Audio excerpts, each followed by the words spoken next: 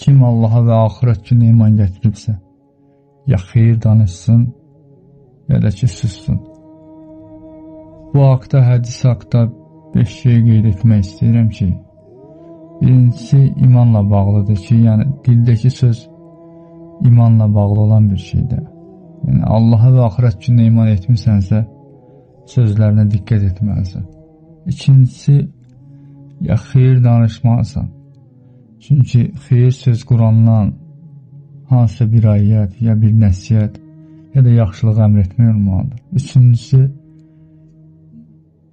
susmaq. Yəni əgər danışmağın xeyir gətirirsə, danışa bilərsən. Danışmağın xeyir gətirmirsə artıq susmağın daha yaxşıdır. Çünki dilin xətaları insanı həmişə məhvə salar, məhvə sürükləyər.